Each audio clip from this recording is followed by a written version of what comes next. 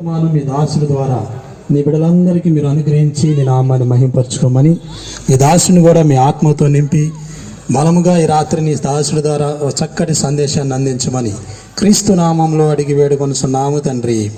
Amen amen. ఇది దేవుడు మనతో మాట్లాడేటువంటి సమయం కనుక బాగా జాగ్రత్తగా దేవుని వాక్యాన్ని విందాం. నిన్నటి దినమున మరి సేవకులు ఉద్యోగం గురించి, సువార్తను గురించి అనేక విషయాలు చెప్పారు. మరి ఈరోజు దేవుడు తన సేవకుని ద్వారా ఏం మాట్లాడబోతున్నారో మనం అందరం కూడా జాగ్రత్తగా విన్నాం. ఈ సమయాన్ని దేవుని సేవకులకి అప్పగిస్తూ ఉన్నాం. రెండో దినం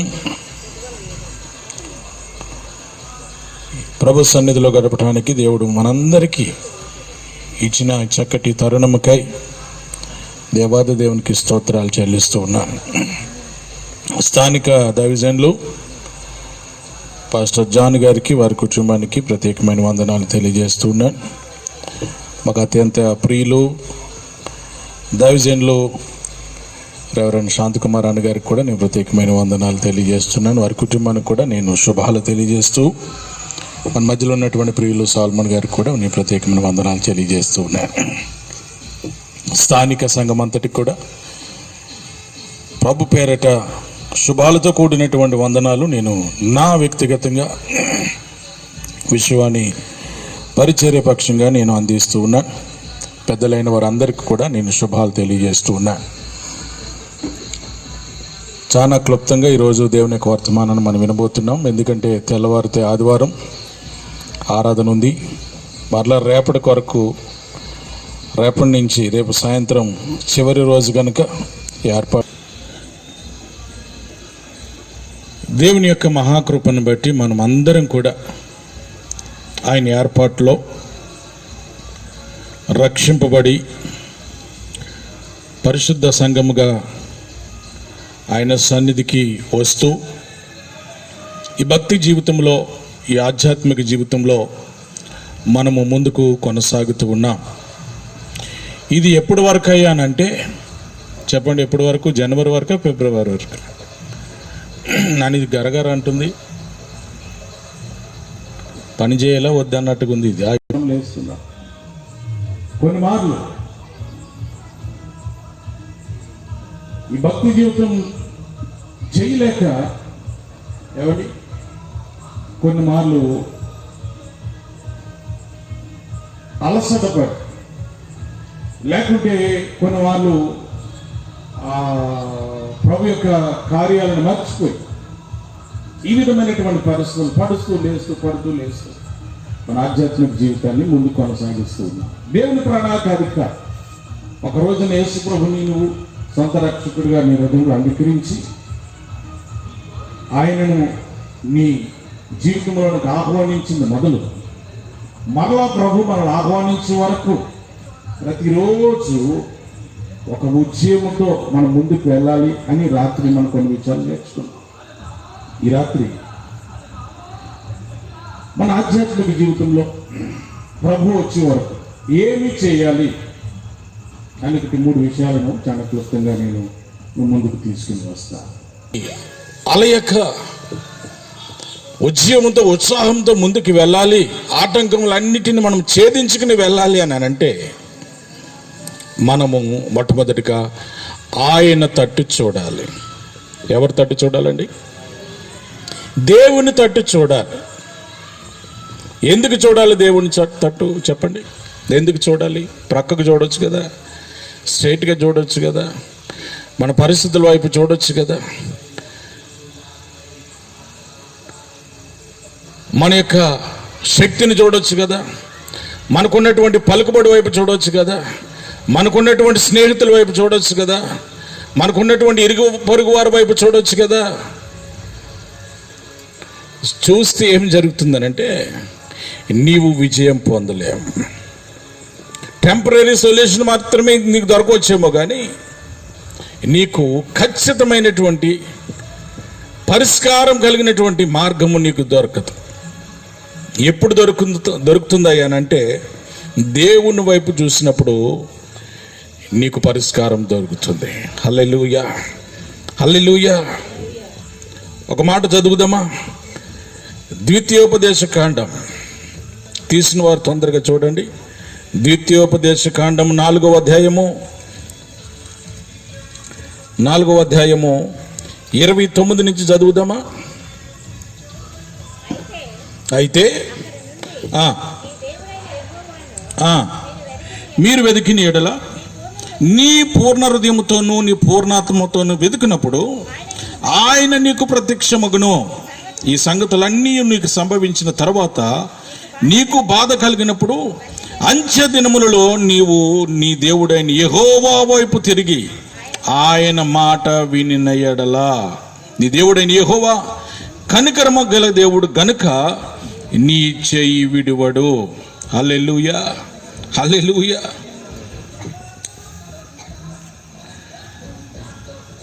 దేవుని యొక్క మాటలు చాలా ఖచ్చితమైనవండి, మార్పు లేనటువంటి మాటలు. కొన్ని మార్లు నీ స్నేహితులు ఒక మాట ఇచ్చి మరుక్షణమే మాట తప్పేటువంటి సందర్భం కదండి. సహాయం చేస్తాను అని చెప్పి చివరి మూమెంట్లో సహాయం చేయకుండా సారీ బ్రదర్ అనేటువంటి సందర్భాలు మన జీవితాల్లో ఉన్నాయి. అరే వారిపైన ఆశ పెట్టుకుని ఒక ప్రణాళిక కలిగి, అరే నాకేం కాదులే, మా బ్రదర్ ఉన్నాడు, మా సహోదరుడు ఉన్నాడు, మా నైబర్ ఉన్నాడు, మా మామ ఉన్నాడు, మా అత్త ఉన్నది, మా అన్న ఉన్నాడు అని ఒక ధైర్యంతో ఒక ప్రణాళిక వేసుకుని నీ సహాయార్థం వాళ్ళ దగ్గరికి వెళ్ళినప్పుడు కొన్ని మార్లు సారీ తమ్ముడు, అల్లుడు సారీ, తమ్ముడు సారీ, అన్న సారీ చేద్దామనుకున్నాను కానీ నాకు వీలు పడట్లేదు, దయచేసి ఏమనుకో కదా, ఇంకొకసారి చూద్దాం. ఇలాంటి అనుభవాలు మన జీవితంలో చాలా ఉన్నాయండి, చాలా ఉన్నాయి. మిమ్మల్ని ఎవరినైనా లేపు అడిగితే మీరందరూ సమాధానం చెప్తారు, ఎస్ బ్రదర్ నేను దాన్ని ఫేస్ చేస్తాను, సహాయం చేస్తాను అనుకున్నాను కానీ సహాయం చేయలేదు. కానీ దేవుడు అలాంటి వాడు కాదు. ఆయన వైపు చూసినప్పుడు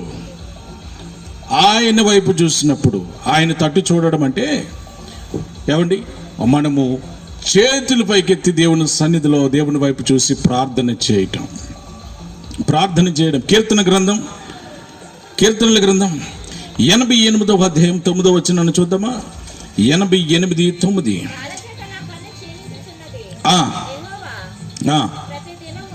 ఓకే అమ్మా, చాపుచున్నాను. చూడండి, బాధ చేత నా కన్ను క్షీణించుచున్నది ప్రభువా, యెహోవా ప్రతి దినము నేను నీకు మొరపెట్టుచున్నాను, నీ వైపు నా చేతులు చాపుచున్నాను. అంటే దేవుని యొక్క సహాయం కొరకు చూసినప్పుడు మనకి ఓటమి అనేది ఉండదండి. ఒకవేళ నీ స్నేహితుల వైపు చూసినప్పుడు నీకు విజయం వచ్చే వరకు డౌటే, కొన్ని మార్లు విజయం కూడా దొరకదు, గ్యారంటీ లేదు. కానీ దేవుని వైపు చూసినప్పుడు గ్యారంటీగా నీకు సమాధానం దొరుకుతుంది. హల్లెలూయా, హల్లెలూయా. ఈ రాత్రి సమయంలో ఆధ్యాత్మిక జీవితంలో ప్రయాణంలో ఉన్న మనము పరిస్థితులు ఏమైనా, నిన్ను పరిస్థితులు కలిసివేసినా, పరిస్థితులు నీకు భిన్నంగా ఉన్నా, పరిస్థితులు నిన్ను ముందుకు వెళ్ళలేకుండా చేసినా, దేవుని వైపు చూస్తే పరిస్థితులన్నీ కూడా చక్కబెట్టేటువంటి దేవుడి వైపు చూస్తే నిన్ను పరిస్థితులు ఆపలేవు. హల్లెలూయా, హల్లెలూయా. కథ మొత్తం మార్చబడుతుందండి. ఈ మధ్య చాలా వైరల్ అయింది ఆ పాట కదా, ప్రతి ఒక్కరి నోట్లో అదే పాట. నేను మొబైల్ రింగ్ టోన్ కూడా అదే పెట్టుకున్నాను, ప్రతిరోజు ఒకసారైనా పాడుకుంటున్నాం ఆ పాట. చూడండి, సమస్తాన్ని చేయగలిగే దేవుడి వైపు మనము చూడాలి. కొన్ని మార్లు మన జీవితంలో అపజయం ఎందుకు వస్తుందో తెలుసా? దేవుని వైపు చూడకుండా నీ శక్తి వైపు కానీ, నీ ఫ్రెండ్స్ వైపు కానీ, నీ బంధువుల వైపు కానీ, నీకున్న సామర్థ్యం వైపు కానీ, నీ చేయగలను అని ఆ సామర్థ్యం వైపు చూసినప్పుడు నీ ఆధ్యాత్మిక జీవితంలో ఓటమి నీవు ఎదుర్కొంటున్నావు. ఈ రాత్రి దేవుని ప్రజలారా, దేవుని సంగమా, దేవుడు మాట్లాడుతూ ఉన్నాడు. ఆయన వైపు చూస్తే ఏమండి, ఆయన వైపు చూడడం అంటే ఆయన సన్నిధిలో ప్రార్థన చేస్తే ప్రతిదానికి దేవుడు జవాబునిస్తాడు. యోబు అంటున్నాడు చక్కటి మాట.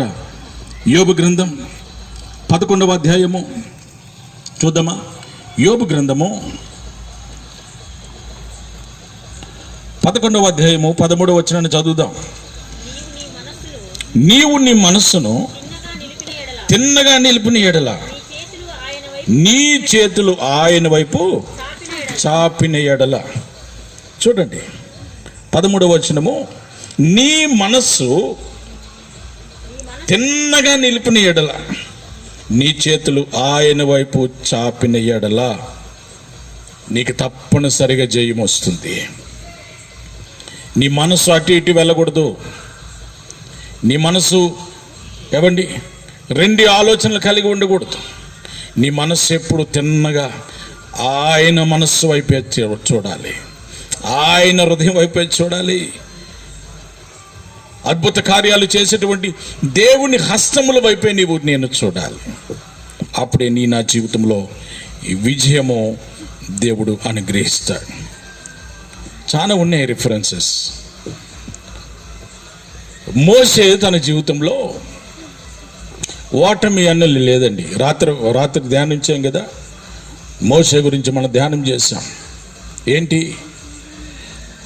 దేవుడు అప్పగించినటువంటి పనిని మరణించిన వరకు, ఎన్ని సంవత్సరాలకు మరణించాడు ఆయన? అమ్మా 170,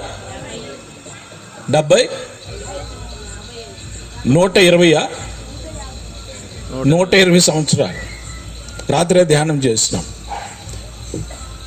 దేవుని వైపు చూస్తూ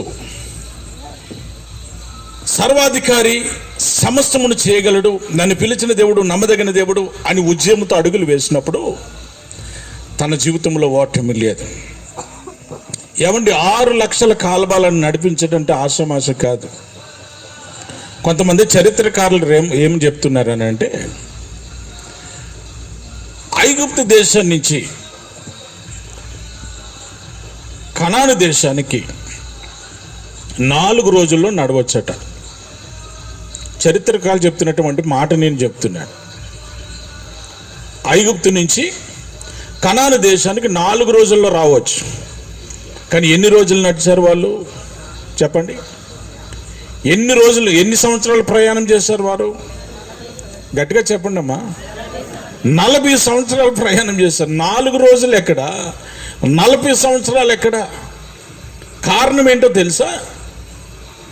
వారు దేవుని వైపు చూడడం మానివేశారు. శ్రమ వచ్చిందనుకోండి దేవుని వైపు చూసేవారు. ఇబ్బంది వచ్చిందనుకోండి మోషే వైపు చూసి తిట్టేవారు. మోషేనే ఇప్పుడు ఆ రోజుల్లో పరలోకపు తండ్రికి ఈ ఇశ్రాయేలు ప్రజలకి మధ్యవర్తి ఎవరయ్యా ప్రవక్త అంటే మోషే గారు. వారు డైరెక్ట్గా ఎప్పుడు కూడా దేవునితో మాట్లాడలేదు. ప్రజలు దేవుని వైపు చూసేవారు కాదు.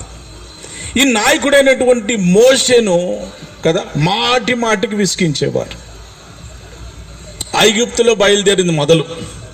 హల్లెలూయా స్తుతి మహిమ పాట కూడా పాడలేదు వారు, తెలుసా? ఏమండి, ఆ ఫరో వెట్టి చాకరి నుంచి దేవుడు విడిపించి తీసుకొస్తుంటే హల్లెలూయా స్తుతి మహిమ పాట మొత్తం కూడా పాడలేదు వారు. ఏదో పాడాలని ఒక పాట పాడారు, దేవునికి స్తోత్రం అన్నారు, బయలుదేరారు. ఎర్ర సముద్రం వచ్చింది, రాత్రి ధ్యానం చేశాం కదా. క్షణములోనే ఏమండి, ఇప్పుడు ఐగుప్తులో అంత బానిసత్వాన్ని నుంచి విడిపించినటువంటి దేవుడు దేవుని వైపు చూస్తే ఎర్ర సముద్రాన్ని కూడా ఏమండి దాటించడా? దాటిస్తాడు కదా. మన వాళ్ళకి విశ్వాసం తక్కువ, నిరీక్షణ తక్కువ, దేవుని కార్యాలు వేచి ఉండి చూద్దామనేటువంటి మనసు తక్కువ. కనుకనే వారు అన్ని మలుపులు తిరిగి 40 సంవత్సరాలకు చేరారు. 4 దినాల్లో వెళ్ళవలసినటువంటి స్థలానికి 40 సంవత్సరాలు పట్టింది. వారు ఎంత అవిధేయత చూపించారో చూడండి. మోషే నాయకత్వంలో 6 లక్షల కాల్బాలు, ఇంకా కొంతమంది ఇంకా ఎక్కువ సంఖ్య చెప్తున్నారు. సరే 6 లక్షలని మనం అనుకుంటున్నాం చాలా కాలం నుంచి. ఈ 6 లక్షల కాల్బాలాన్ని మోషే నడిపించడంలో ఎంతో ప్రయాసపడ్డాడు. కారణం ఏంటో తెలుసా? ప్రజల యొక్క అవిధేయత, ప్రజల యొక్క అవిశ్వాసం. నీరు లేదు అని అంటే మోషని తిట్టేవారు. ఆ రోజుకి అన్నం లేదనంటే మమ్మల్ని ఇక్కడ చంపడానికి తీసుకొచ్చావా, ఆ ఐగుప్తులోనే బాగుంది మటన్ బిర్యానీ, చికెన్ బిర్యానీ అని తిట్టేవారు. ఏమండి, మోషే మళ్ళా ప్రభు దగ్గరికి వెళ్ళిన ఆయన, తండ్రి దీని పరిష్కారం ఏంటి? మోషే నువ్వు కంగారు పడకు, వారు కళ్ళు తెరిపించేటట్టు అద్భుత కార్యాలు చేస్తాను, నువ్వు నిలబడు అని దేవుడు ధైర్యం చెప్తే మళ్ళా ప్రజల దగ్గరకు వచ్చి అద్భుత కార్యాలు చేయటం, మనం అన్ని అద్భుత కార్యాలన్నీ మనం చాలా మార్లు చూసాం, ధ్యానం చేసాం, సేవకులు చెప్పగా విన్నాం. ప్రియమైన దేవుని వారలారా, మోషే ఆకాశం వైపు తన చేతులెత్తి చూసినప్పుడు ఎర్ర సముద్రము 2 పాయగా చేర్చబడింది. హల్లెలూయా. మోషే నాయకత్వంలో చేదు ఉన్నటువంటి నీరు, ఆ మార అనుభవము కదా మధురంగా మార్చబడింది. Because of prayer, because of ఏమండి ఆయన యొక్క విశ్వాసం, ఆయన ఒబీడియన్స్, ఆయన యొక్క ఉజ్జీవం, ఇవన్నీ కూడా దేవుడు అద్భుతాలు చేయడం మొదలుపెట్టాడు. సరే, మారా అనుభవం వెళ్ళిపోయిన తర్వాత ఏమండి తర్వాత ఎక్కడికి వెళ్ళారు వాళ్ళు? అమ్మా, ఒకదాని తర్వాత ఒకటి అద్భుత కార్యాలు ఎప్పుడు జరిగిందో తెలుసా? 2 చేతులు పైకెత్తి పరలోకపు తండ్రి వైపు చూసినప్పుడు దేవుడు అద్భుత కార్యాలు ఆ రోజున ఆ ప్రజల మధ్యలో జరిగించాడు. చరిత్రగా మిగిలినటువంటి అద్భుత కార్యాలు, కృప కలిగినటువంటి దేవుని హస్తముల కింద ఉన్న మనము దేవుని వైపు చూస్తే చేయడండి. దేవుని వైపు చూస్తే ఆ రోజు చేసినటువంటి అద్భుత కార్యాలు ఈరోజు దేవుడు మనకు చేయడా? చేస్తాడు ఖచ్చితంగా. కానీ మనం చేయవలసింది ఏంటో తెలుసా? దేవుని వైపు చూడాలి. దేవుని వైపు చూడకుండా నీవు ఎటు చూసినా నీకు సహాయం దొరకదు. ఖచ్చితంగా చెప్తూ ఉన్నాను. దేవుని వైపు చూసినప్పుడు, ఆయన తట్టు చూసినప్పుడు నీకు ఆశీర్వాదం, నీకు అపజయం ఉండదు, నీకు జయమే దేవుడు అనుగ్రహిస్తాడు. హల్లెలూయా, హల్లెలూయా. ఆ ఇశ్రాయేల్ ప్రజల మధ్య చాలా దేవుని విసిగించారు, మాటికి విసిగించారు. కొన్ని మార్లు దేవుడు సంతాపము నొంది అని రాయబడ్డది. కొన్ని మార్లు దేవుడు దుఃఖపడ్డాడు వాళ్ళని చూసి. అయ్యో, ఎందుకు నా ప్రజలను ఇన్ని అద్భుత కార్యాలు చేసినా వారు నా వైపు చూడట్లేదు. ఒకటి గుర్తుపెట్టుకోవాలి, విశ్వాసులుగా మనము నీ జీవితంలో అపజయం వస్తుంది అని అంటే నీవు దేవుని సన్నిధిలో దేవుని వైపు చేతులెత్తి ఆయన సహాయం చేయవాడని చూడవలసినంతగా నీవు చూడట్లేదు. దానికి నో రీజన్ అబౌట్. అదే రీజన్. నీవు దేవుని సన్నిధికి వెళ్ళి మోకరించి, ప్రభువా నా పరిస్థితి అంతా నీ ముందు పెడుతున్నాను అని ప్రార్థన చేయండి.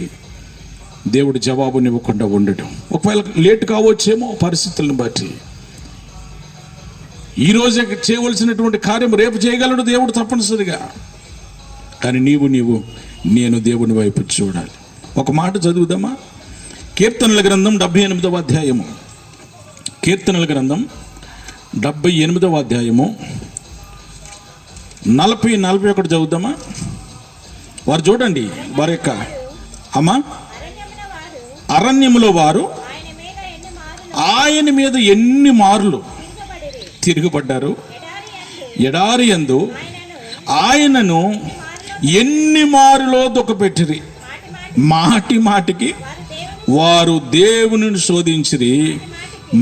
మాటికి ఇశ్రాయేలు పరిశుద్ధ దేవునికి సంతాపము కలిగించిరి. ఏమండి, చాలా దుఃఖకరమైనటువంటి మాటలు ఇవి. దేవుడు పలకకూడనటువంటి మాటలు ఇవి. మాటికి దేవుని శోధించరు. మాటికి. ఈరోజు ఎర్ర సముద్రంలోంచి దేవుణ్ణి నడిపించాడు.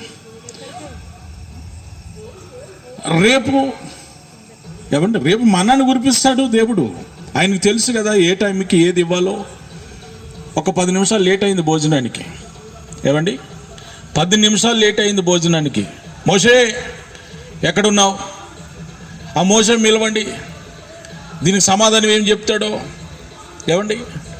నాయకుడి మీద ఎంత తిరుగుబాటు, ప్రజలు నాయకుడితో పాటు దేవుని మీద కూడా తిరుగుబాటు. ప్రియమైన దేవుని వారలారా, ఈ రాత్రి దేవుని బిడ్డలుగా మనము వెనుదిరగక, ఆ రోజు ఇశ్రాయేల్ ప్రజలు తిరుగుబాటు చేశారు, మనం తిరుగుబాటు చేయకుండా వెనుదిరగక మన 2 చేతులు పైకెత్తి ప్రతి సమస్యను ఆయన ముందు పెడితే దేవుడు సమస్య నుంచి నిన్ను నన్ను బయటికి తీసుకుని వస్తాడు. ఆయన వైపు చూస్తే ఏం జరుగుతుందో తెలుసా? మన జీవితంలో ఉన్నటువంటి చీకటి పోతుంది. ఆయన వైపు చూస్తే ఏం జరుగుతుందో తెలుసా? మన జీవితంలో వెలుగు వస్తుంది. ఆయన వైపు చూస్తే అపజయము పోయి విజయం దేవుడిస్తాడు. కన్నీరు పోతుంది. నీ జీవితంలో, నా జీవితంలో ఆనందం వస్తుంది. నిరాశ పోయి నిరీక్షణ కలుగుతుంది ఆయన సన్నిధి. ఆయన వైపు మనం చూస్తే. ప్రియమైన దేవుని బిడ్డలారా, ఏ సమస్యతో మీరు ఇక్కడ ఉన్నారో నాకు తెలియదు, మీ ముందు ఎలాంటి పరిస్థితులు ఉన్నాయో నాకు తెలియదు, కానీ నా దేవుడికి తెలుసు. మనల్ని సృష్టించిన దేవుడికి తెలుసు. ఇంతకాలం ఆధ్యాత్మిక జీవితంలో నిన్ను చేయబట్టుకున్న దేవుడికి తెలుసు. ఆయన తప్పనిసరిగా చేయగలడు. ఎప్పుడో తెలుసా? నీవున్న పరిస్థితుల్లో దేవుని వైపు చూసినప్పుడు, ప్రార్థన చేసినప్పుడు, ప్రభు పైన విశ్వాసం ఉంచినప్పుడు, ఆయనే సమస్తమని ఆయన పైన ఆధారపడినప్పుడు దేవుడు తప్పనిసరిగా నీ జీవితంలో గొప్ప కార్యాలు చేస్తాడు. కీర్తనల గ్రంథం 34వ అధ్యాయం, కీర్తనల గ్రంథం 34వ అధ్యాయం 5వ వచనం చదువుదామా? జాగ్రత్తగా చూడండి. వారు ఆయన తట్టు చూడగా వారికి వెలుగు కలిగెను, వారి ముఖములెన్నడను లజ్జింపకపోయేను. వారి ముఖములెన్నడను సిగ్గుతో లేవు. వారి ముఖములెన్నడూ సిగ్గుతో తలదించుకోలేదు. వారి ముఖములలో సిగ్గు లేదు. వారి ముఖములలో ఏమండి ఆనందము, సంతోషము. ఎందుకు తెలుసా? జీవము కలిగినటువంటి దేవుడి వైపు చూసినప్పుడు, అద్భుత కార్యాలు దేవుడి వైపు చూసినప్పుడు. 4వ వచనం చదువుదామా? నేను యెహోవా యొద్ద విచారణ చేయగా ఆయన నాకు ఉత్తరం ఇచ్చెను, నాకు కలిగిన భయములన్నిటిలో నుండి ఆయన నన్ను తప్పించెను. యెహోవా సన్నిధిలో విచారణ చేయగా. ప్రభు సన్నిధికి వెళ్ళి ప్రార్థన చేద్దాం. ఒకవేళ ఇంతకాలం ప్రార్థనలో తగ్గినమేమో, ప్రార్థన నిర్లక్ష్యం చేసినామేమో, ఆయన వైపు చూడటము మన యొక్క దైనందిన జీవితంలో ఏమంటే కుంటుపడిందేమో. ఈ రాత్రి ప్రభు వైపు చూద్దాం. ఆయన గొప్ప కార్యాలు చేసే దేవుడు, సమస్తాన్ని చేయగలిగినటువంటి దేవుడు. హల్లెలూయా, హల్లెలూయా. రెండవ మాట, దేవుని బిడ్డలుగా, దేవుని ప్రజలముగా, ఆయన సొత్తైనటువంటి సంఘముగా, ఆయన స్వరక్తమించి కొనబడిన వారముగా మన దైనందిన జీవితంలో, మన అనుదిన జీవితంలో ఏం చేయాలో తెలుసా? సమస్తము ఆయనే అని బ్రతకాలి. సమస్తము ఆయనే అని బ్రతకాలి. మొట్టమొదటిగా ఆయన తట్టు చూడాలి ప్రతి క్షణము, ప్రతి దినము మన జీవితంలో. రెండవది, సమస్తము ఆయనే అని బ్రతకాలి. ఆయన లేనిదే మనం లేవండి. ఆయన కృప లేనిదే మనం బ్రతకలేం. ఆయన క్షమాపణ లేనిదే మనం క్షమించబడలేదు. ఆయన కనుదృష్టి నీ పైన, నా పైన ఉన్నందుకే ఈ దినమున ఈ అనాజ్పూర్ గ్రామంలో ఏమండి ఈ చక్కటి వాతావరణంలో, ఈ గంభీరమైన వాతావరణంలో దేవుని మాటలు వింటూ ఉన్నాం. ఎంత గొప్ప దేవుడు! ఇదేదో అకస్మాత్తుగా జరిగింది కాదు. అకస్మాత్తుగా ఏమండి ప్రమాదాలు జరుగుతాయి. అకస్మాత్తుగా జరిగిందే యాక్సిడెంట్ అండి. యాక్సిడెంట్ అనుకుని జరగదు. ఆ కారు ఆయన గుద్దుదాము, నేను పోయి ఆయన గుద్దుదాం, ఇద్దరు అనుకుని జరిగేటువంటిది కాదు యాక్సిడెంట్. అనుకోకుండా జరిగేది యాక్సిడెంట్. కానీ ఇది యాక్సిడెంట్ కాదు, దేవుడు అనుకుని జరిగించినటువంటి కార్యం. హల్లెలూయా. నేను ఇక్కడ ఉండాలని దేవుడు ఎప్పుడో ప్రణాళిక చేశాడు. నీ తల్లి గర్భంలో ఉండగానే ప్రణాళిక చేశాడు. నేను నా తల్లి గర్భంలో ఉండగానే ప్రణాళిక చేశాడు.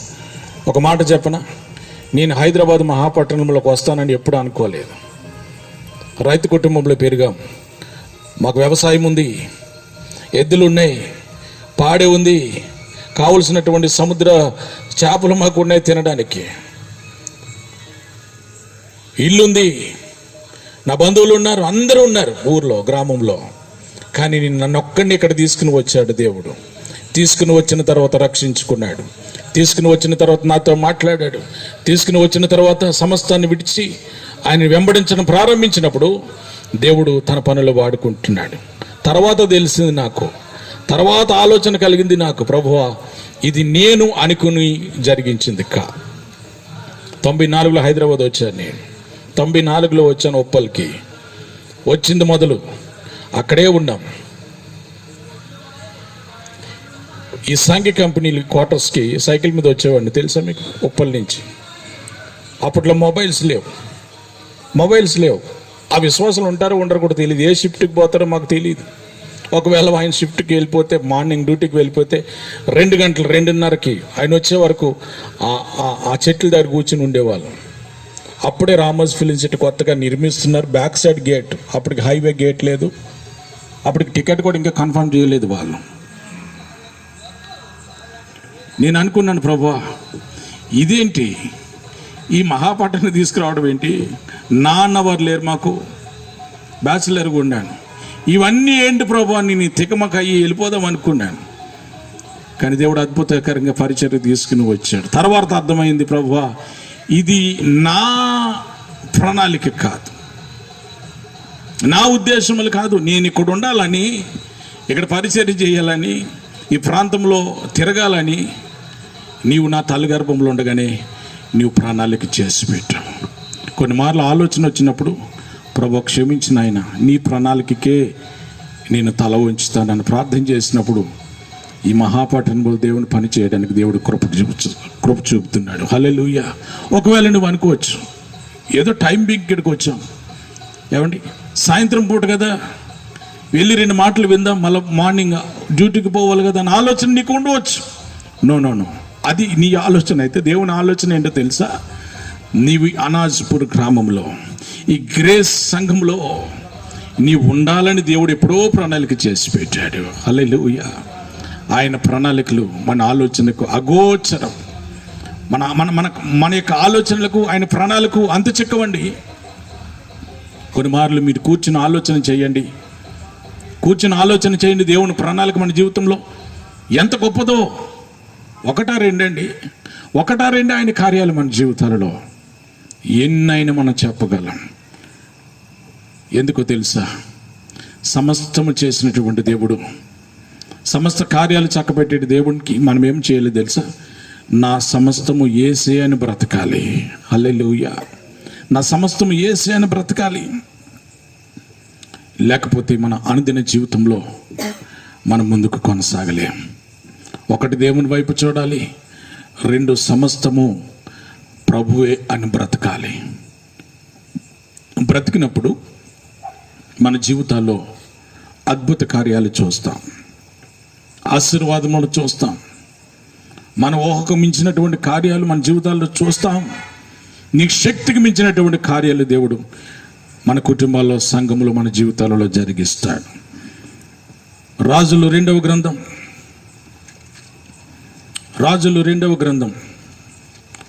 20వ అధ్యాయము 3వ వచనం చూద్దామా? యెహోవా యథార్థ హృదయుడై సత్యముతో నీ సన్నిధిని ఎట్లు నడుచుకుంటునో, నీ దృష్టికి అనుకూలముగా సమస్తమును నేను ఎట్లు జరిగించుతునో దయతో జ్ఞాపకం చేసుకోమని హిజ్కియా కన్నీళ్లు విడవగా. సందర్భం ఏంటంటే, హిజ్కియాకు మరణకరమైనటువంటి రోగం వచ్చింది. ఇక దాన్ని మన భాషలో క్యాన్సర్ అందామా, టీబీ అందామా, ఏమండి హార్ట్ ఫెయిల్ అయింది అందామా, దేని పేరు పెడదాం చెప్పండి? మరణకైనా రాగమంటే క్యాన్సర్ అందామా? పోనీ క్యాన్సర్ అందమా, ఇంక దానికి తప్ప ఏం లేదు. మరణకరమైన రోగం అంటే అది ఒకటే, నయం కానటువంటి రోగం. ఇవాళ రేపు చాలా మంది దాంతో పోరాడి చివరికి ప్రాణాలు సైతం వదిలిపెడుతున్నారు. అంత భయంకరమైనటువంటి మహమ్మారిగా అది విజృంభిస్తుందండి ఈ ప్రపంచంలో. అన్నిటికీ మందు దొరికింది, అన్నిటికీ మందు కనిపెట్టారు. సైంటిస్టులు తలపండిన వారందరూ అన్నిటికీ మందు కనిపెట్టారు. రేపు అనుకుంటా పోలియో ఆదివారం కదా, నాకు ఎవరు వాట్సాప్ మెసేజ్ పెట్టారు, రేపు పోలియో ఆదివారం. మన మన యొక్క పెద్దలు మనం చిన్న వయసులో చాలామందికి పోలియో బారిన పడి పాపం వారు అవిటివారిగా ఉన్నారు. క్రమేణా ఇప్పుడు పోలియో వచ్చిందనేటువంటి మాట ఎక్కడ వినబడట్లేదు. దానిని దాటాం ఏమండి. ఇప్పుడు మనిషి గుండె ఫెయిల్ అయితే జంతువు గుండె పెట్టేటువంటి సైన్స్ టెక్నాలజీ కూడా వచ్చేసింది. మొన్న యూట్యూబ్లో ఒక చిన్న చూశాను వీడియో. ఒక దేశంలో ఏమండి చెప్పనా వద్దా అమ్మా, కొంతమందికి తెలుసు మీకు, మనిషి కంటే పందె గుండెని అమర్చారట. మనిషికి పందె గుండెని అమర్చారు. మరి అది ఎంతవరకు వాస్తవం తెలియదు, కానీ వీడియో అయితే వచ్చింది. ఒకవేళ మీరు కూడా ఎవరైనా చూసి ఉండవచ్చు. టెక్నాలజీ ఎంత డెవలప్ అయిపోయింది చూడండి. అలాంటిది క్యాన్సర్కి కదా, డబ్బున్న వాళ్ళు పెడుతున్నారు, డబ్బు లేని వారు, పేదరికంలో ఉన్నవారు ఆ రోగం బారిన పడి చనిపోతున్నారు. సరే, ఇసుకేకు ఒకవేళ ఈ సందర్భాన్ని బట్టి క్యాన్సర్ అనుకుందాం. ఇసుకే ఆ ప్రభు సన్నిధికి వెళ్ళి ఏమంటాడు తెలుసా? దేవా, నేను బ్రతికినటువంటి దినాలలో నేను ఏం చేశానో నీకు తెలుసు అని విజ్ఞాపన చేస్తూ, ఆ విజ్ఞాపనలో అర్థం ఏంటంటే, ప్రభువా నా సమస్తము నీవే గనక నీవు బ్రతికిస్తే బ్రతికించు, తీసుకుంటే తీసుకో అని ప్రార్థన చేసినప్పుడు హిజ్కియా యొక్క విశ్వాసాన్ని చూసి, హిజ్కియా యొక్క కన్నీరు దేవుడు చూసి ఆయనకు 15 సంవత్సరాలు ఆయుష్ని ఇచ్చాడు. దేవునికి మహిమ కలుగును గాక. హల్లెలూయా.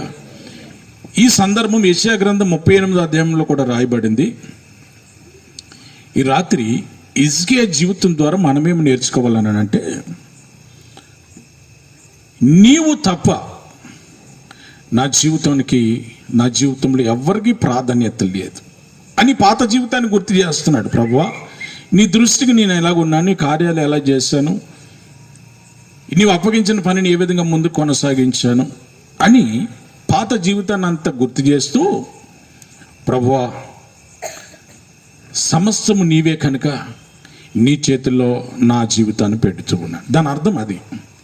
ప్రియమైన దేవుని సంగమా, ఈ రాత్రి సమస్తము ఆయనే అని బ్రతికినప్పుడు మన జీవితాల్లో అద్భుతాలు జరుగుతాయి.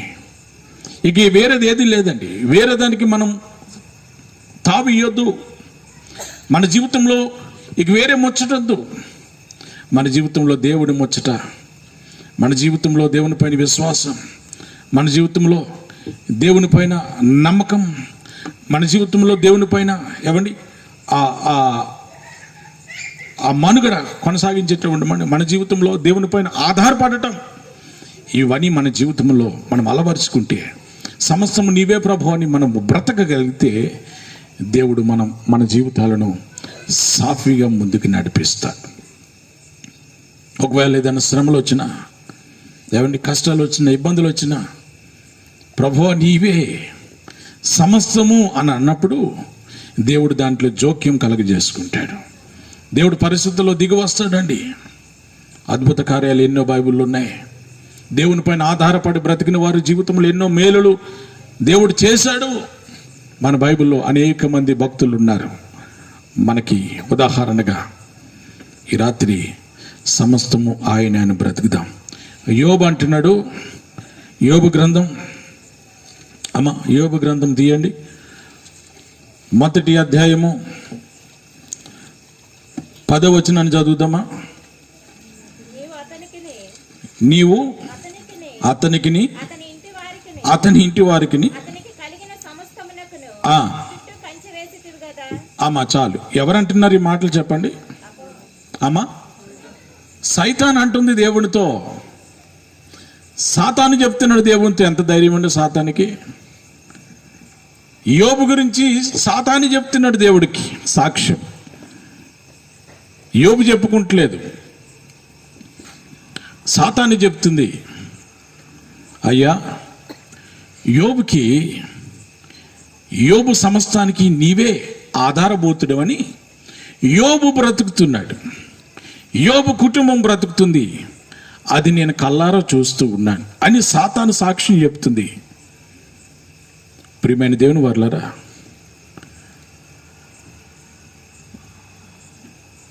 యోబు యొక్క విశ్వాస జీవితం మన అందరికీ తెలుసు, భక్తి జీవితం తెలుసు, ఆయన ఏ ఉపకారాలు ధర్మాలు చేశాడో మనకు తెలుసు, కుటుంబం కొరకు ఏ విధమైనటువంటి అర్పణలు చెల్లించాడో మనకు తెలుసు, ప్రతిరోజు కుటుంబం కొరకు దేవుని సన్నిధికి వెళ్ళి విజ్ఞాపన చేసేవారు మనకు తెలుసు.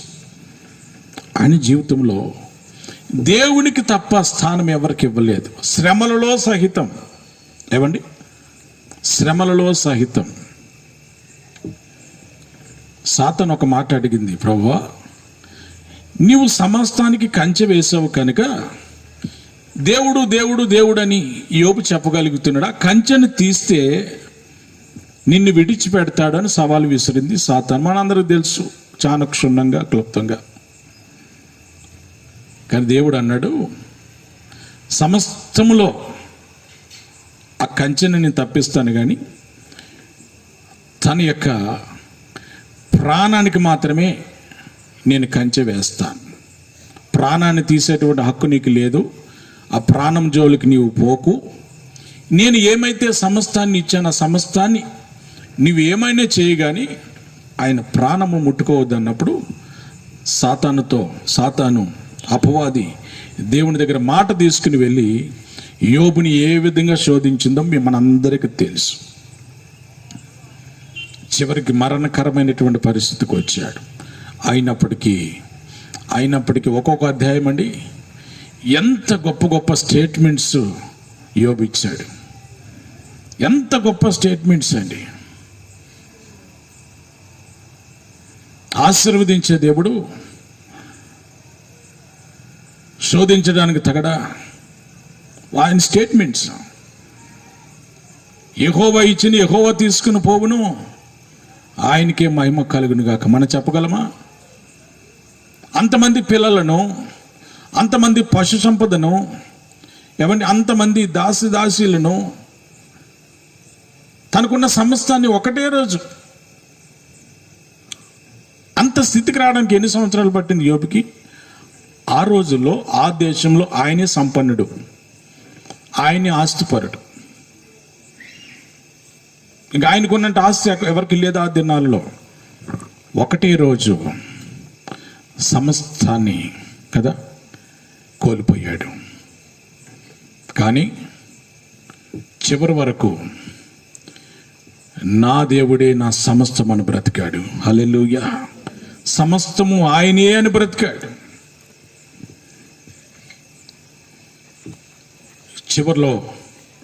చివరి అధ్యాయంలో యోబు గ్రంథం ఆయనకి మొదటికి ఏ స్థితిలో ఉన్నాడో దానికి డబుల్ ఆ బ్లెస్సింగ్స్ దేవుడు ఇచ్చాడు.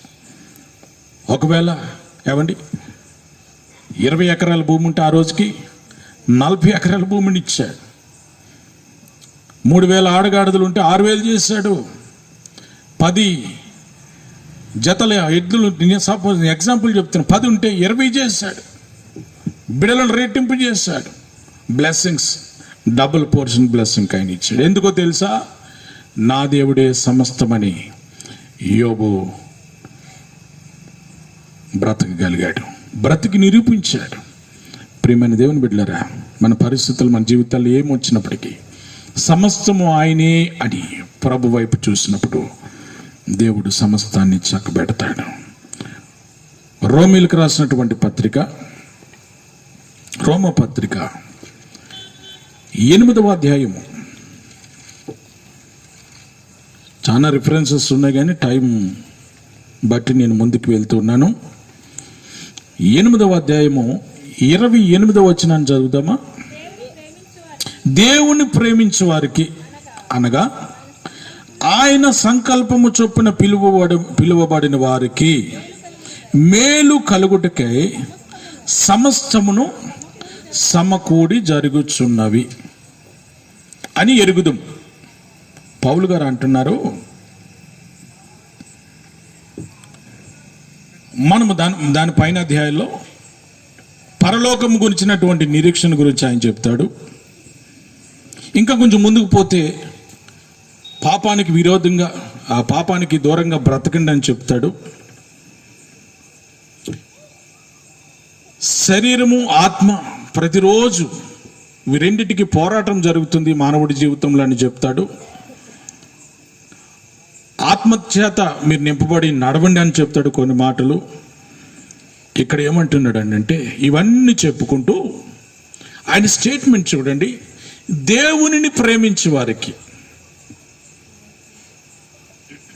దేవునిని ప్రేమించే వారికి సమస్తమును సమకూడి జరుగుతాయి. పిలువబడిన వారికి, మనమందరం కూడా దేవుని చేత పిలువబడ్డాం.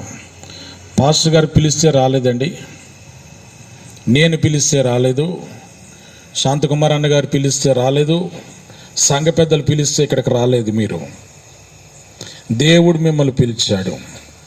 ఆయన సిలువ దగ్గరకు మిమ్మల్ని పిలిచాడు. ఆయన బలిష్టమైనటువంటి చేతుల కింద దీవెన కొరకు నిన్ను నన్ను పిలిచాడు. కనుక నేను లోకంలో నుంచి ఇక్కడికి రాగలిగాం, లోకంలో నుంచి పరిశుద్ధమైనటువంటి స్థలంలోనికి రాగలిగాం. Because of God's voice, God's call. దేవుని పిలుపు లేనిదే మనం ఇక్కడ కూర్చోలేదు, అకస్మాత్తుగా మనం కూర్చోలేదు. ఒక ప్రణాళిక చేసి పెట్టాడు. ఆ ప్రణాళిక మన జీవితాల్లో ఆయన చేస్తూ ఉన్నాడు, చేయబోతున్నాడు. హల్లెలూయా, హల్లెలూయా. దేవుని ప్రేమించే వారికి అనగా ఆయన సంకల్పము చొప్పున పిలువబడిన వారందరికీ మేలు కలుగుటకై సమస్తమును సమకూడి జరుగుచున్నాయని మనం ఎరగాలి. ప్రియమైన వారులారా, ఈ రాత్రి యోబు నా సమస్తము దేవుడే అని బ్రతికాడు. హిజ్కియా రాజు మరణకరమైనటువంటి పరిస్థితుల్లో నా సమస్తము దేవుడే అని దేవుని ఆశ్రయించినప్పుడు వారి జీవితాల్లో గొప్ప అద్భుత కార్యాలు జరిగినాయి. హల్లెలూయా, హల్లెలూయా. మూడవదిగా మనము సదాకాలము ఆయనతో జీవించాలి. సదాకాలము ఆయనతో జీవించలాగిన ముందుకు వెళ్ళాలి. జీవించడం కొరకు బ్రతకాలి. ఇది టెంపరీ ప్లేస్ అండి కదా. ఒకరోజు కాకపోతే ఒకరోజు అన్ని ప్లేస్ని విడిచిపెట్టాలి. మన పర్మనెంట్ ప్లేస్ పరలోకం. ఇప్పుడు మీరు ప్రైవేట్ సెక్టర్ కానీ గవర్నమెంట్ సెక్టర్ కానీ ఏదైనా ఉద్యోగాలకు వెళ్ళినప్పుడు 2 అడ్రస్లు ఉంటాయి అప్లికేషన్లో కదండి. ఒకటి చెప్పండి, పర్మనెంట్ అడ్రస్. 2 అమ్మా టెంపరీ అడ్రస్. Permanent, temporary. విద్యార్థులకు కూడా అప్లికేషన్లు ఉంటుంది. ఈ మధ్య ఫోన్ నెంబర్లు కూడా 2 అడుగుతున్నారు. ఒకవేళ నాన్నగారు ఎత్తకపోతే అమ్మగారు అయినా ఫోన్ లిఫ్ట్ చేస్తారేమని కాలేజీ వాళ్ళు, స్కూల్ వాళ్ళు 2 నెంబర్లు తీసుకుంటున్నారు.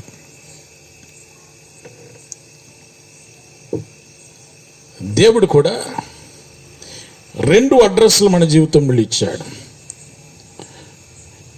ఈ లోకములో బ్రతికినంత కాలం ఇది అడ్రస్ మనకి. అనాజ్పూర్ కానివ్వండి, హైద్నర్ కానివ్వండి, రామోజ్ ఫిలిసిటీ కానివ్వండి, సంఘీ కంపెనీ క్వార్టర్స్ కానివ్వండి, ఏమండి అద్బుల్లపూర్ మెట్టు కానివ్వండి, ఏదైనా ఈ లోకంలో బ్రతికినంత కాలము ఇది అడ్రస్. కానీ మన జీవితంలో మనం ఇదే పర్మనెంట్ అడ్రస్గా బ్రతుకుతున్నాం. బ్రహ్మది అమ్మా. ఆధార్ కార్డు లేనిది ఏది పని జరగట్లేదు కదా. ఆధార్ కార్డు లేనిది ఏ పని జరగట్లేదు. అది ఆధార్ కార్డు. మనం ఇక్కడ ఉన్నంతసేపు మనకు కార్డు కావాలి, తీసుకోపోతే కుదరదు. ఎవరు నాకు పరలోకం అడ్రస్ కాదని తీసుకోవడం మానేశారు, ఏ పని జరగదు. ఆధార్ కార్డు కావాలి, పాన్ కార్డు కావాలి, బ్యాంక్ డీటెయిల్స్ కావాలి. అమ్మా, ఈ లోకంలో ఉన్నంతకాలం ఇవన్నీ కావాలి. కానీ మన గురి ఏమై ఉండాలో తెలుసా? ఇవన్నీ ఒక రోజునికి విడిచిపెడతాం. నీ ఆధార్ కార్డు ఇక్కడే ఉంటుంది, నీ పాన్ కార్డు ఇక్కడే ఉంటుంది, నీ బ్యాంక్ డీటెయిల్స్ ఇక్కడే ఉంటాయి, నీవు సంపాదించినటువంటి 200, 300, 150 గజాల స్థలం ఇక్కడే ఉంటుంది, నీవు ఎంతో ఇష్టంతో కష్టపడి చెమటోడ్చి కట్టినటువంటి సుందరకరమైనటువంటి ఇల్లు కూడా ఇక్కడ ఉంటుంది. కానీ నీ అడ్రస్ చేంజ్ అవుతుంది. హల్లెలూయా. నీ అడ్రస్ చేంజ్ అయిపోతుంది. బిల్లీ గ్రహాం గారు ఏమన్నారంట, నేను చనిపోయిన తర్వాత చాలా మంది లోకమంతటికి నిమిషాల్లో తెలిసిపోతుంది బిల్లీ గ్రహాం గారు చనిపోయాడని, మీరు నమ్మొద్దు అని చెప్పాడంట బ్రతుకున్నప్పుడు. చాలా కొంచెం డిఫరెంట్గా ఉంది కదండి స్టేట్మెంట్. బిల్లీ గ్రహాం గారు, నేను చనిపోతాను, చనిపోయిన తర్వాత ఒక 2-3 నిమిషాలకి 5 నిమిషాలకి భారతదేశం అంత ప్రపంచం అంతా తెలిసిపోతుంది. ఎందుకంటే మీడియా ఉంది కదా, మీడియా చాలా స్పీడ్గా ప్రచారం చేస్తుంది, మంచి కానీ చెడు కానివ్వండి. ఆయన అన్నాడంటే బ్రతుకున్నప్పుడు, మీరు నేను చచ్చిపోయారని వార్త వస్తే నమ్మొద్దు అని చెప్పాడట. ఎందుకయ్యా అలాగ అంటున్నారు అని అంటే కదా, నేను చనిపోను కానీ నా అడ్రస్ మారుతుంది, నా అడ్రస్ మారుతుంది. నేను బ్రతికే ఉంటాను, నేను చనిపోను, నేను జీవించే ఉంటాను, నా అడ్రస్ మాత్రం మారుతుంది. అప్పటి వరకు వారు ఉన్నటువంటి దేశంలో అడ్రస్ ఉంది, చనిపోయిన వెంటనే అడ్రస్ చేంజ్ అయింది, పరలోకం అనేటువంటి అడ్రస్కి ఆయన వెళ్ళిపోయాడు. ఈ రాత్రి ఆయనతో సదాకాలం జీవిస్తాము అనేటువంటి నిశ్చయతతో మనం బ్రతకాలి. ఒకరోజుని దీన్ని విడిచిపెడతాం. దేవుని ప్రణాళిక ఏంటో తెలుసా? నీవు ఇక్కడ ఉండాలని ప్రణాళిక కాదు. నీకు దేవుడు ఇచ్చినటువంటి ఆయుష్కాలం అంతా నువ్వు ఇక్కడే ఉండాలి. ఒక దినం వస్తుంది, దేవుని పిలుపు, పరలోకంలో మనం ఉండాలి. అది ఆయన ప్రణాళిక. మన ప్రణాళికలు ఏంటో తెలుసా? ఇక్కడే ఉండాలని మన ప్రణాళిక. ఇక్కడే ఇల్లు కట్టుకుని, అమ్మ పాల్ సీలింగ్ చేయించుకుని, పిల్లలు పెళ్ళిళ్ళు చేసి, కొంతమంది అంటారు శాశ్వత జీవితం అంతా అనాజ్పూర్లో గడుపుతా బ్రదర్, శాశ్వత జీవితం అంతా ఉప్పల్లో గడుపుతా బ్రదర్, శాశ్వత జీవితం అంతా బాడీలో గడుపుతా క్యాంపస్లో. అది నీ ప్రణాళిక. శాశ్వత జీవితం తర్వాత కూడా నిత్య జీవితంలోకి వెళ్ళాలని దేవుని ప్రణాళిక. ఆ ప్రణాళికను మనము లక్ష్య పెట్టం, ఆ ప్రణాళికను మన మదిలోనికి తీసుకో. ఈ రాత్రి దేవుడు చెబుతూ ఉన్నాడు, సదాకాలం ఆయనతో బ్రతకాలని దేవుడు ఎదురు చూస్తూ ఉన్నాడు.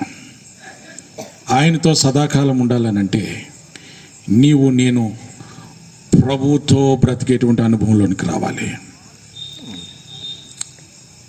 లోకాన్ని విడిచిపెట్టాలి, లోకంలో ఉన్న పరిస్థితులన్నిటిని విడిచిపెట్టాలి, ఈ టెంపరరీ థింగ్స్ అన్నిటిని విడిచిపెట్టాలి. మనం ప్రతిరోజు పర్మనెంట్ ప్లేస్ కొరకు వెతకాలి. దేవునికి మహిమ కలుగును గాక. కీర్తనల గ్రంథం 16వ అధ్యాయం, కీర్తనల గ్రంథం 16వ అధ్యాయము 8వ వచనాన్ని చదువుదామా? సదాకాలము యెహోవా యందు నా గురుటు నిలుపుచున్నాను, ఆయన నా కుడిపార్శ్వమందు ఉన్నాడు గనక నేను కదల్చబడను. సదాకాలం నా గురి ఏమై ఉన్నదో తెలుసా? ప్రభువా, నీ ప్రక్కనే నేను బ్రతుకుతాను, నీ ప్రక్కనే ఉంటాను. ఇంకో సంగతి చెప్పనా? మనం చాలా మార్లు యోహాను సువార్త 14వ అధ్యాయం చదువుతాం. ఎప్పుడు చదువుతాం చెప్పండి? ఎప్పుడు చదువుతాం అమ్మా?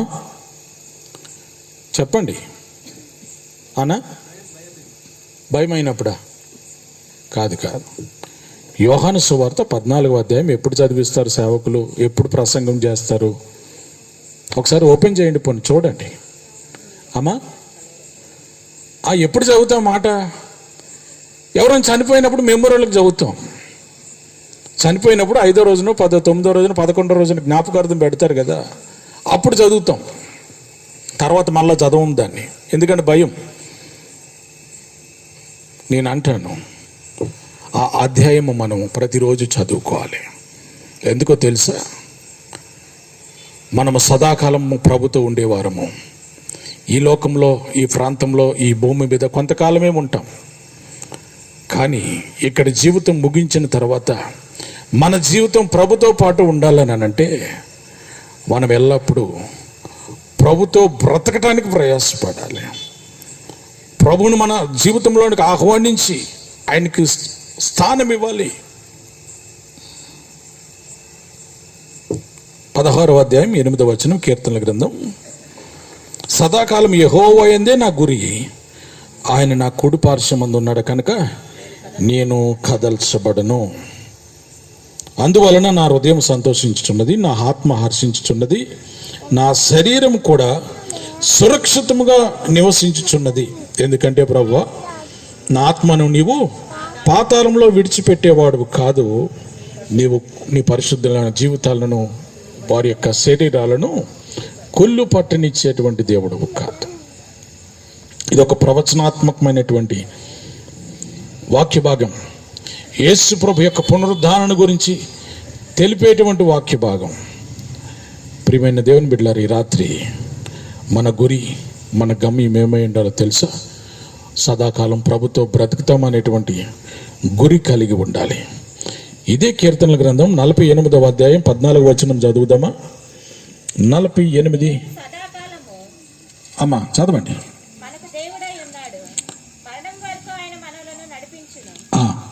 ఈ దేవుడు సదాకాలం మనకు దేవుడై ఉన్నాడు, మరణం వరకు ఆయన మనలను నడిపించును. ఏ దేవుడు అండి?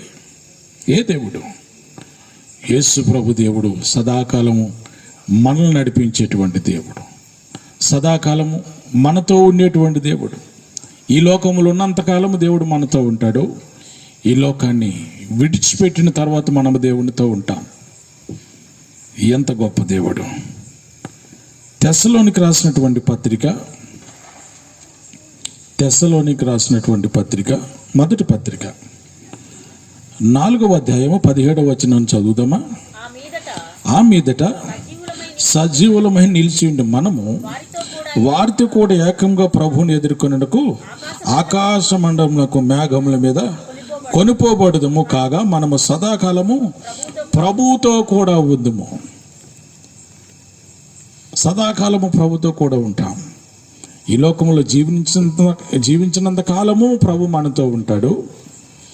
ఈ జీవితాన్ని ముగించిన తర్వాత, పరలోకానికి వెళ్ళిన తర్వాత కూడా ప్రభు మనతో ఉంటాడు. ఎంత గొప్ప దేవుడు! ఈ రాత్రి సదాకాలము ప్రభుతో జీవించాలి అనేటువంటి ఆశతో మనం బ్రతకాలి. ఈ లోకంలో ఉన్నంతకాలము ప్రభువుని కలిగి బ్రతకాలి. ఈ లోకాన్ని విడిచిపెట్టిన తర్వాత ప్రభువుతో కలిసి బ్రతుకుతామనేటువంటి బ్రతుకుతో మనం ముందుకు వెళ్ళాలి. చివరికి ఒక మాట, ఏబ్రిల్కి రాసినటువంటి పత్రిక 10వ అధ్యాయము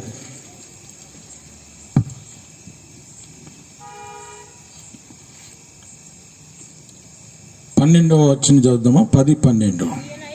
ఈయనైతే పాపముల నిమిత్తమై సదాకాలం నిల్చు ఒక్క బలిని అర్పించి అప్పటి నుండి తన శత్రువులను తన పాదపీఠములకు చేయబడి వరకు కనిపెట్టుచు దేవుని కుడిపార్శ్వమున ఆసీనుడై ఉన్నాడు.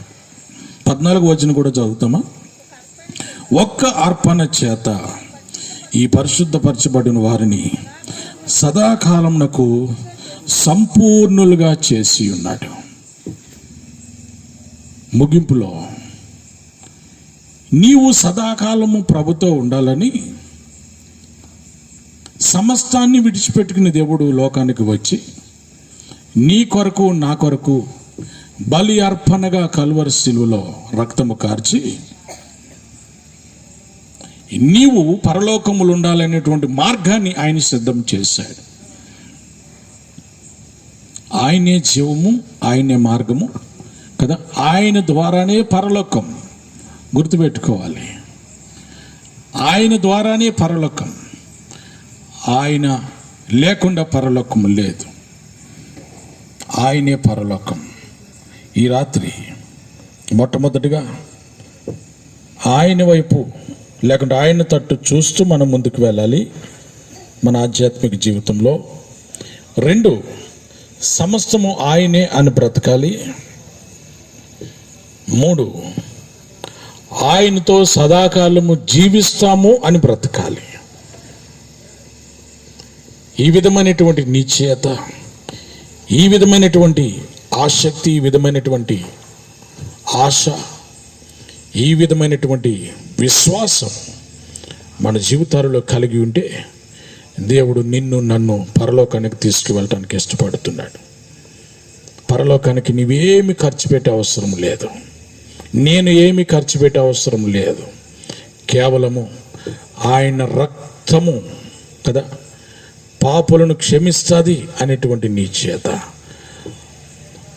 ఆయన కలువలి శిలువలో త్యాగము మనలను పవిత్రులుగా చేస్తుందనేటువంటి విశ్వాసము మనం కలిగి ఉంటే, శిలువ చెంతకు వస్తే దేవుడు నిన్ను నన్ను సదాకాలము ప్రభుతో ఉండటానికి తీసుకుని వెళ్తాడు. ఒక రోజున తప్పనిసరిగా మనం మరణించాలి. నువ్వెన్ని సంవత్సరాలు బ్రతుకుని ఒకరోజు కన్ను మూయాలి. ఆయన రాకడో మన పోకడో ఖచ్చితంగా జరుగుతుంది. ఆయన రాకడో మన పోకడో ఖచ్చితంగా జరుగుతుంది. ఈలోపు మన జీవితం ప్రభుకు అంకితం చేసుకుని పరలోకాన్ని ఇచ్చేటువంటి ప్రభు వైపు చూసి నీవే బలహీనతలున్నా ప్రభు దగ్గరికి వచ్చి క్షమాపణ అడిగితే ప్రభు క్షమించగలడు. పరలోకాన్ని కొరకు సిద్ధపరిచాడు. అక్కడ అనేకమైనటువంటి గృహాలు దేవుడు కడుతూ ఉన్నాడు. ఆ గృహములలో ఉండడానికి దేవుడు మరలా ఆ గృహములలో మనల్ని నివాసం చేయడానికి, ఆయనతో పాటు సహవాసం కలిగి జీవించటానికి ప్రభు మరలా రాబోతున్నాడు. ఒకవేళ ప్రభు రాకడి వరకు మన సజీవులుగా ఉంటే వెళ్తాం, ఒకవేళ మనమే ముందు వెళ్ళిపోతే అక్కడ ఉంటాం. ఏది ఏమైనప్పటికీ అక్కడికే, ఇక వేరే మార్గం లేదు, వేరే స్థలం లేదు. కనుక స్థలం కొరకు కనిపెడదాం, నిరీక్షణతో ముందుకు వెళ్దాం. ప్రభు సిద్ధపరిచినటువంటి పరలోకంలో ఉండటానికి మనలను మనము ప్రభుకి అర్పించుకుందాం. తలలు వంచుదాం. ఒక్క నిమిషం. ప్రభువా, నీ వైపు చూసినప్పుడు అపజయాన్ని మేమెన్నడూ కూడా చూడలేం. యోబు నీ వైపు చూశాడు, మోషే నీ వైపు చూశాడు. అద్భుత కార్యాలు వారి జీవితాల్లో జరిగించారు, ఇశ్రాయేల్ ప్రజల జీవితాల్లో జరిగించారు. సమస్తమును ఆయనే అని బ్రతికినప్పుడు హిజ్కియా యొక్క ఆయుష్కాలం పెంచావు నాయన. యోబుకు సమస్తాన్ని దీవించావు. ప్రభువా, సదాకాలం నీతో ఉంటామని బ్రతికినప్పుడు నీవు మాకు పరలోకాన్ని సిద్ధం చేసి పెట్టావు. ఒక్క నిమిషం అందరు కలిసి తలలు వంచి ప్రార్థన చేద్దాం ప్రభు మాటల కొరకు. ప్రార్థన చేసుకుందాం. నేటి వర్తమానంలో నుండి 3 ముఖ్యమైనటువంటి విషయాలు సేవకులు జ్ఞాపకం చేశారు. మొదటిది, యేసుక్రీస్తు వైపే చూస్తూ జీవించాలి అని. రెండవది, ఆయనే సమస్తము అన్న దృక్పథంతో బ్రతకాలని. మూడవదిగా, సదాకాలం మనం ప్రభుతో కూడా ఉందుము అన్న నిరీక్షణతో జీవించాలి అన్న ఈ 3 విషయాలను సేవకులు జ్ఞాపకం చేశారు. ప్రార్థన చేసుకుందాం. పరిశుద్ధుడు అయిన మా దేవా, మీ పాదములకు వందనాలు, స్తోత్రాలు చెల్లిస్తున్నాం ప్రభువా. మరణము వరకు మీరు మమ్మల్ని నడిపించేటువంటి దేవుడవు, అందును బట్టి మీకు స్తోత్రాలు. సదాకాలము మా గురి మీ వైపు పెట్టుకొని మీ కొరకు జీవించుటకు సహాయము చేయండి. మీరే సమస్తము అన్న విశ్వాసముతో ఈ భూమి మీద మా యాత్రా జీవితాన్ని కొనసాగించుటకు కృప దయచేయండి. మా కొరకు సిలువలో ప్రాణం పెట్టినటువంటి ఒకే ఒక రక్షకుడు, సర్వలోకమునకు శాంతికరమై ఉన్నటువంటి వాడు, మనుషులందరి కొరకై సిలువలో మీ అమూల్యమైనటువంటి రక్తాన్ని చిందించి సమస్త మానవ పాప క్షమాపణ కొరకు ప్రాణం పెట్టినటువంటి దేవుడు ప్రభువా, మీ అందు విశ్వాసముంచి ప్రతి వారిని మీరు క్షమించి మీ నిత్యరాజ్యానికి వారసులుగా చేసేటువంటి వాడువు. ఈ సత్యాన్ని ప్రతి ఒక్కరూ గుర్తెరిగి మీ యందు విశ్వాసముంచి మీ బిడ్డలుగా మారునట్లు సహాయం చేయండి. ఈ వర్తమానం విన్న మాకందరికీ దీన్ని దీవెనకరముగా చేయమని మా రక్షకుడైన యేసుక్రీస్తు ఉన్నతమైన నామంలో ప్రార్థన చేస్తున్నాము తండ్రి. ఆమేన్. ఆమేన్. ప్రియులారా, దేవుని సృష్టికర్తమైన తండ్రి, మిమ్మల్ని స్తుతిస్తున్నాం. మహాగణుడమైన దేవ, మిమ్మల్ని గణపరుస్తూ ఉన్నాం. ఈ అనాస్పూర్ గ్రామాన్ని బట్టి మీకు స్తోత్రాలు. ఈ గ్రామం పట్ల మీరు కలిగి ఉన్న ప్రణాళికను బట్టి కృతజ్ఞతలు చెల్లిస్తూ ఉన్నాం. ఈ గ్రామంలో మీరు మా ప్రభా సంఘాన్ని ఏర్పాటు చేసి సార్వత్రిక సంఘము ద్వారా ఈ గ్రామ ప్రజలను రక్షిస్తున్నావు. మీకు స్తోత్రాలు. ఈ సంఘాల ద్వారా ఈ గ్రామానికి క్షేమాన్ని అనుగ్రహిస్తున్నందుకై మీకు వందనాలు. ప్రత్యేకంగా మా ప్రభా గ్రేస్ ఇవాంజలికల్ మిషన్ బట్టి మీకు వందనాలు చెల్లిస్తూ ఉన్నాం. మా ప్రభా మీకు వందనాలు, కృతజ్ఞతలు. మీ కృప చేత ఈ సంఘం ద్వారా నిన్న సువార్త వినిపించావు, స్తోత్రములు. ఈరోజు సువార్త వినిపించావు, మీకు స్తోత్రములు.